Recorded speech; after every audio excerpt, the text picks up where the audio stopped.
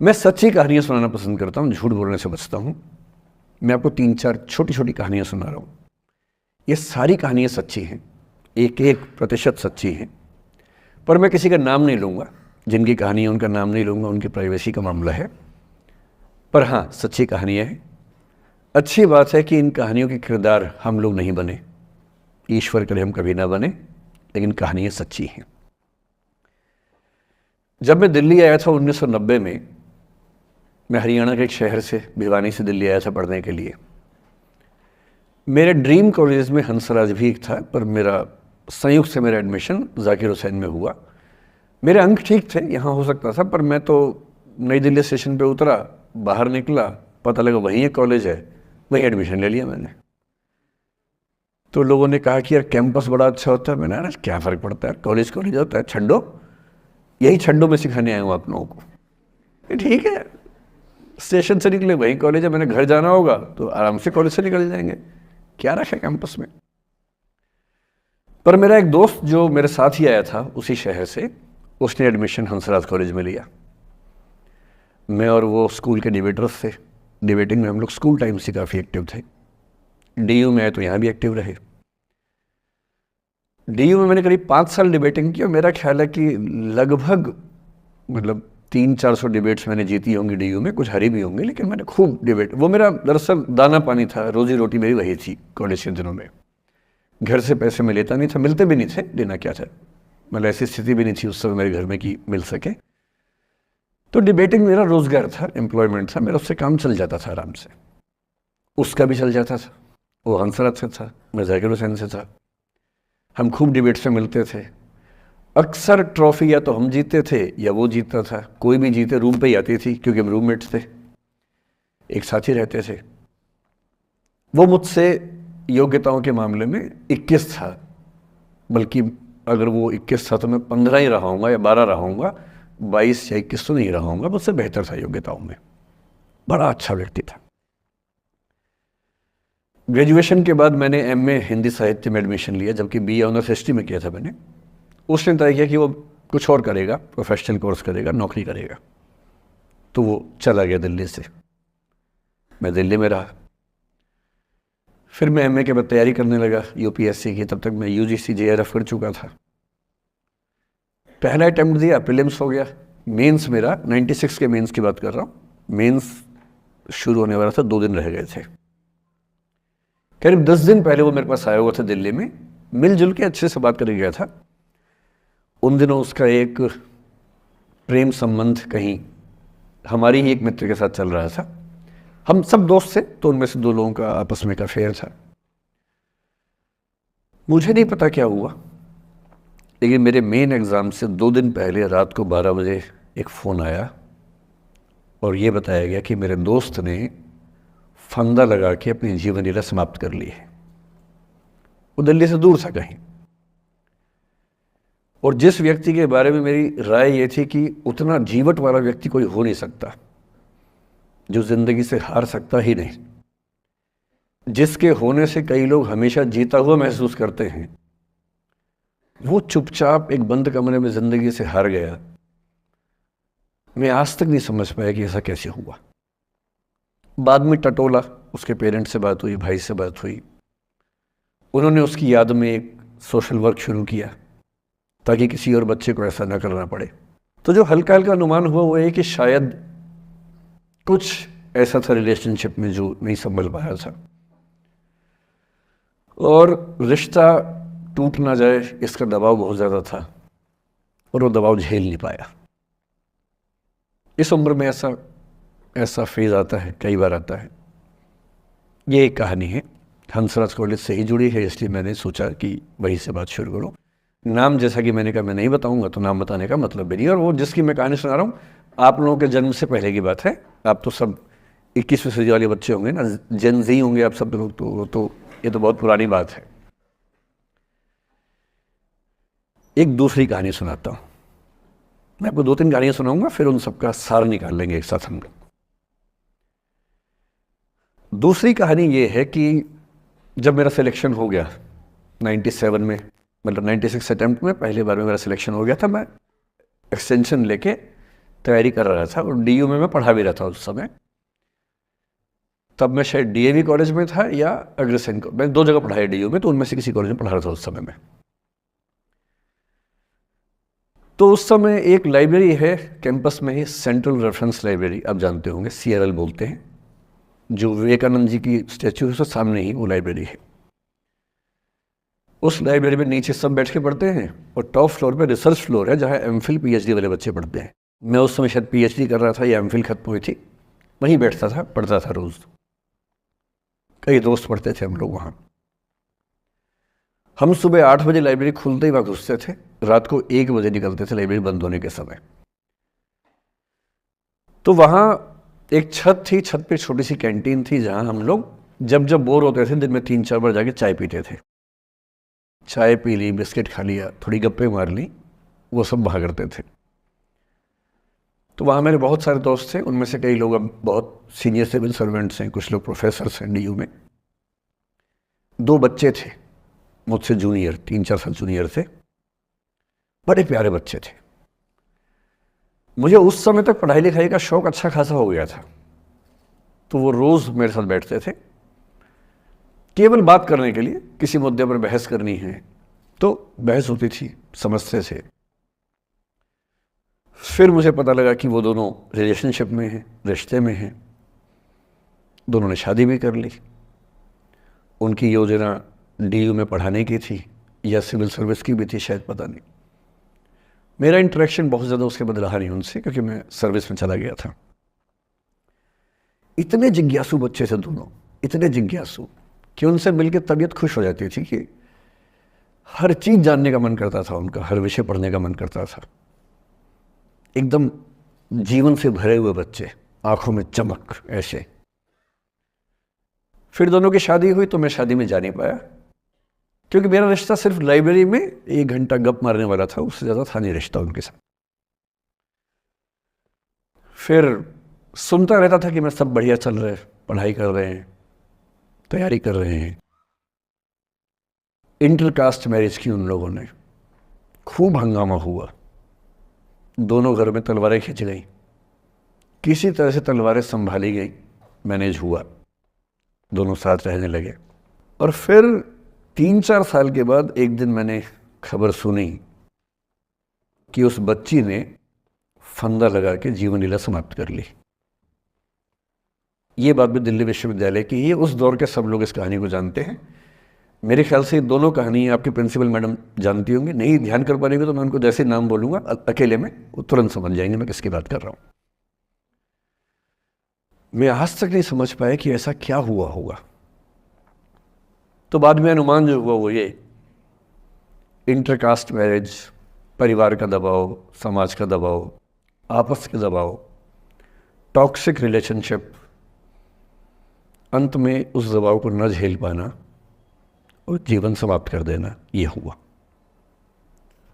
ये 2 घटनाएं हैं। एक तीसरी घटना ये है कि दिल्ली में आज से 25 साल पहले घटना घटी। आप लोग तब बस पैदा हुए होंगे, घुटनों में चल रहे होंगे, या उससे 5-7 साल पहले की बात रही होगी। ये घटना दिल्ली के सब सीनियर लोग जानते हैं, जिनकी उम्र 35-40 साल है वो सब जानते हैं इस घटना को। मोबाइल फ़ोन में वीडियो नया नया आया था उस समय। अब तो आपके हर फ़ोन में वीडियो है, अब तो सामने भी है, ताकि आप वैसा वाला मुंह बना के सेल्फी खिंचवा सके। पाउट बोलते हैं ना, मैं उसको देसी भाषा में सूअर जैसा मुंह बोलता हूँ, और वैसा ही बनता भी है, क्यूट क्यूट सा सूअर जैसा मुंह बना के लोग सेल्फी खिंचवाते हैं, उसको बोलते हैं पाउट।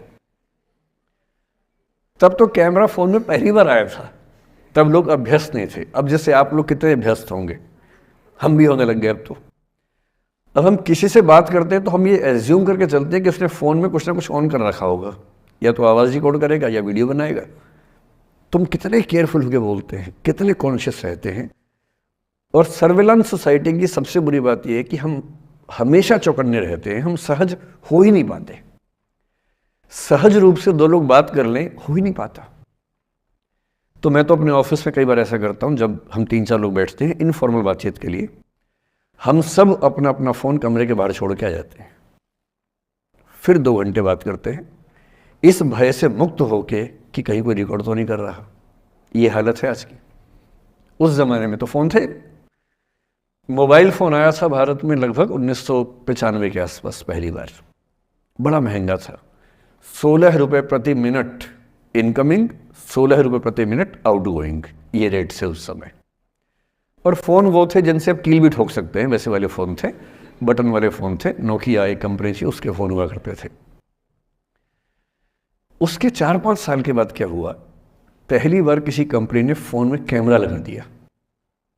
ये बात उस समय के लोग नहीं समझते थे। जब भी नई तकनीक आती है उसको समझने में टाइम लगता है। जो पहले समझते हैं फ़ायदा उठा लेते हैं, जो थोड़ा लेट समझते हैं वो उसका नुकसान उठाते हैं। उस समय दिल्ली के एक प्रसिद्ध स्कूल में 11वीं-12वीं क्लास के 2 बच्चों में आपस में कोई रिलेशनशिप रही होगी।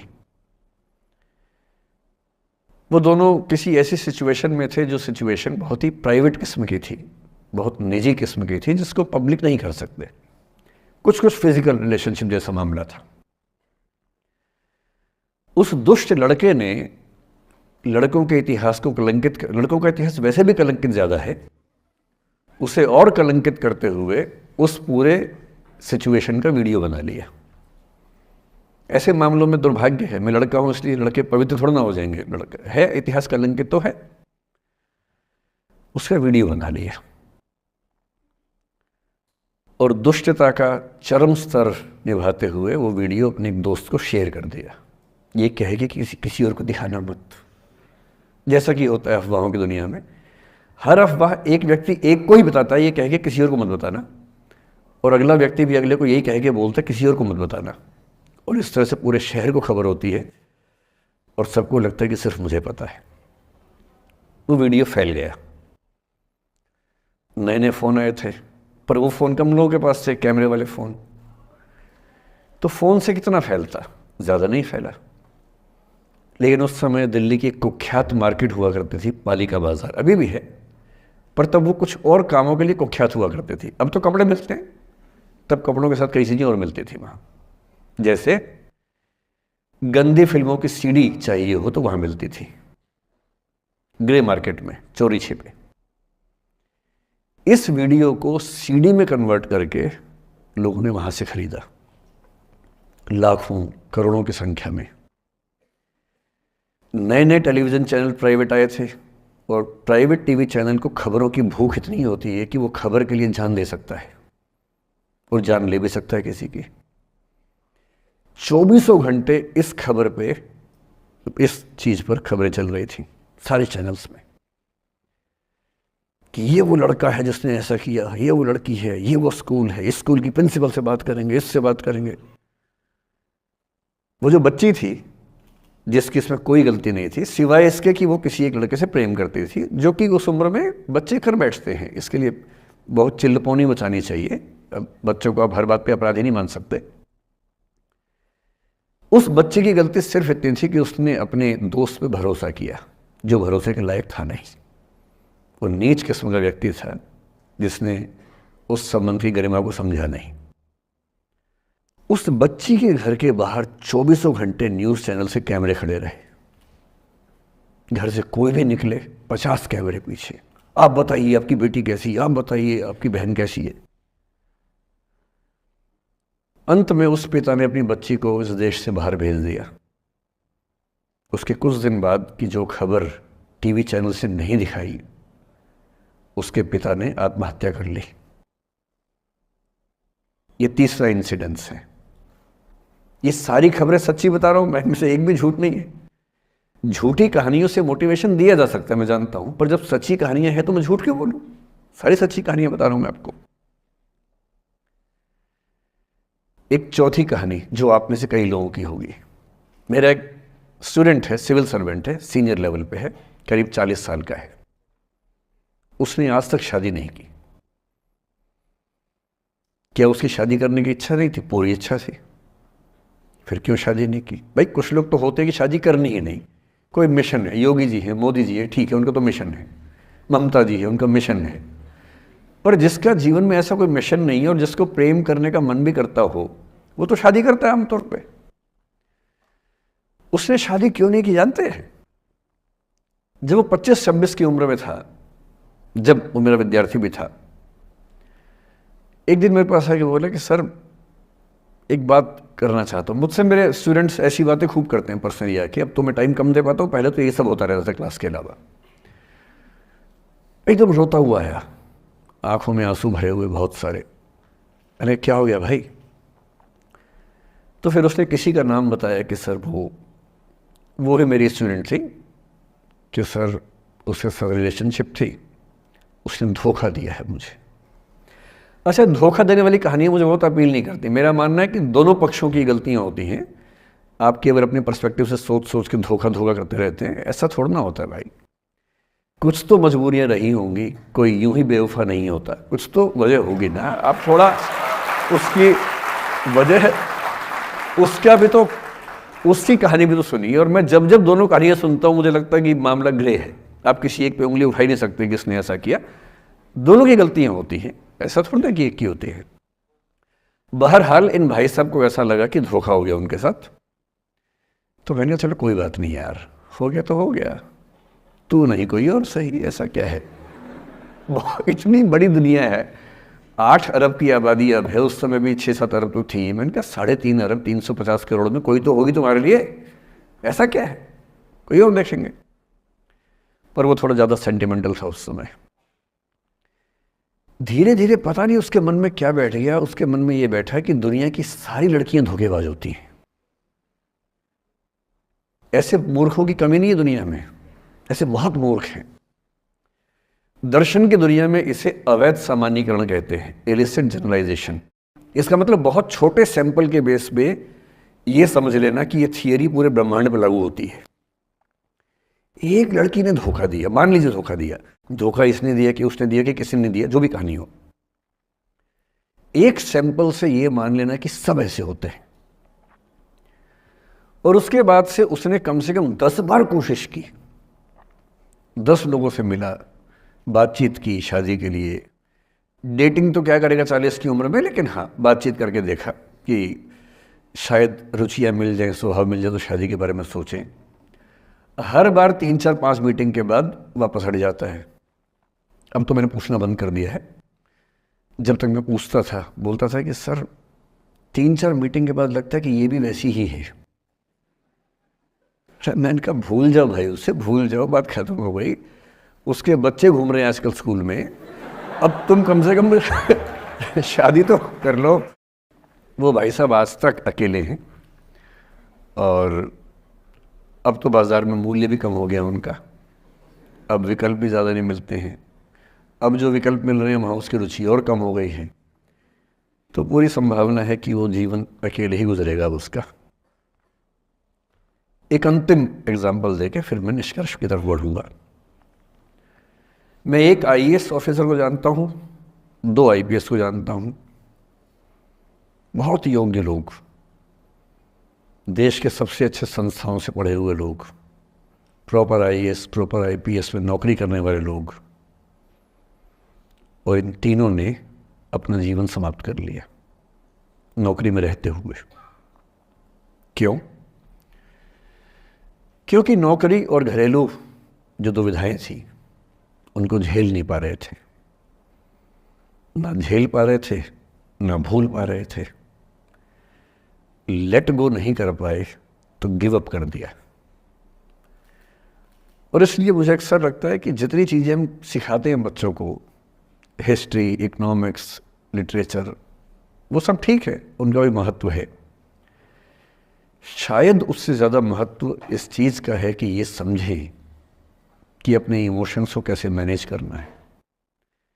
जब जीवन में ऐसा लगे कि सब खत्म हो गया है, जब जीवन में लगे कि बहुत टॉक्सिक किस्म की लाइफ हो गई है, उससे बाहर कैसे निकलें, शायद ये सबसे महत्वपूर्ण लेसन होता है जो हम सबको सीखना चाहिए।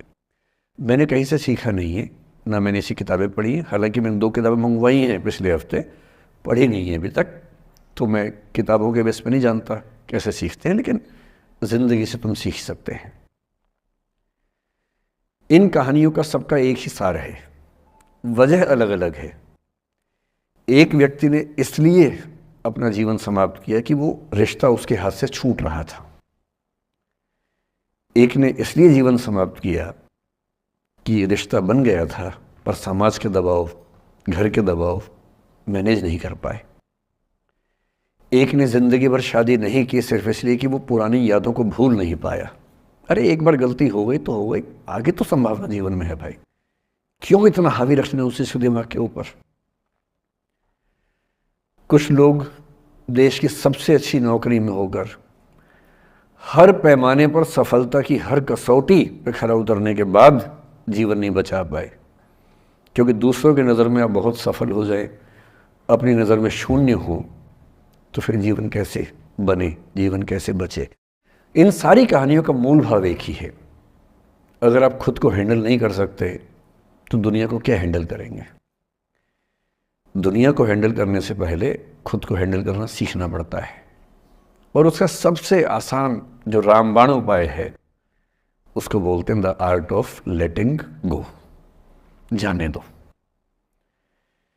वो अफसाना जिसे अंजाम तक लाना न हो मुमकिन, उसे एक खूबसूरत मोड़ देकर छोड़ना अच्छा।